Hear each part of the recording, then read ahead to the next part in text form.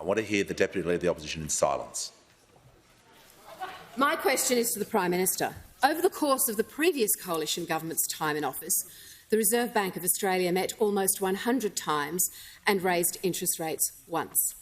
Under the Albanese government, the Reserve Bank met on 8 occasions and has raised interest rates 8 times.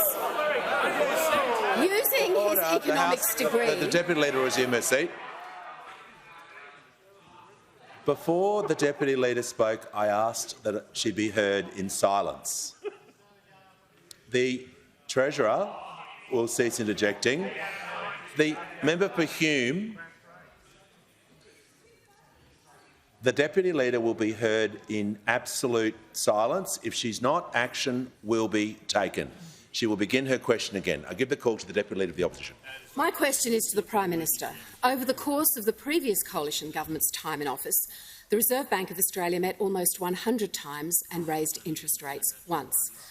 Under the Albanese government, the Reserve Bank has met on 8 occasions and has raised interest rates 8 times. Using his economics degree, can the Prime Minister confirm that under the coalition, interest rates rose about 1% of the time, but under Labor they are rising 100% of the time? Why do Australian families always pay more under Labor? Member's time has expired. Order. I could barely hear the end of the question. But I'm giving the call to the Prime Minister. That's because it was timed out, Mr. Speaker. I thank the Deputy Leader for her question, and it is quite an extraordinary question the way that it's put. It seems to ignore the fact that the Reserve Bank of Australia is an independent body. That's the first point that I would make, and you don't need an economics degree to know that. But apparently that's beyond the capacity of those opposite. The second thing that I will confirm is that the economy started growing, of course, under Bob Hawke and Paul Keating. And it grew, Members on my left. for 30 years.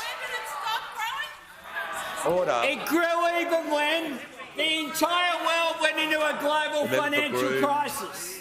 The economy continued to grow. When did a recession come? Who was in government? And when a recession comes, the Reserve Bank decreases interest rates in order to stimulate the economy. The Prime Minister will pause. Unless I can hear the Deputy Leader, I will not take the point of order. I give her the call on a point of order. On relevance, Mr Speaker, can the Prime Minister count to 100?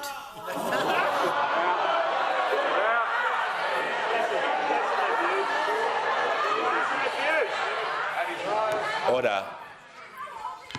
Order. The Minister for Early Childhood. I have been more than tolerant with this abuse of standing orders. This is not the first time the Deputy Leader has done this. As much as I don't want to do this, she will leave the chamber under 94A for abuse of order, for abuse of standing orders. Order. Order. The member for Gellibrand. The member for Gellibrand will withdraw that comment. I withdraw. When the House comes back to order, the Prime Minister will be heard in silence or further people will leave the chamber. Thanks very much, Mr Speaker. When the recession occurred under the former government, what reserve banks and central banks around the world do is that they support the stimulation of the economy. So therefore, you have a reduction in interest rates. Then when there's global inflation, around the world, central banks increase interest rates. That's what occurs. The level of debate that we are having here is just extraordinary from those opposite. I mean, this is the alternative government of Australia. And the Shadow Treasurer who refuses to ask a question of the Treasurer, this is what he said, not before the election, but in September, 28th of September, in an opinion piece. So he wrote it down. He actually thought about it and submitted it to that great journal, The Australian. And he said this, it's very clear, the world has changed dramatically, even in the past few months. We've seen a rapid shift to an inflationary environment. Interest rates are bucking decades of downward trends. I mean, for those opposite, just show their economic illiteracy in here day after day. Order. Prime Minister's time has expired.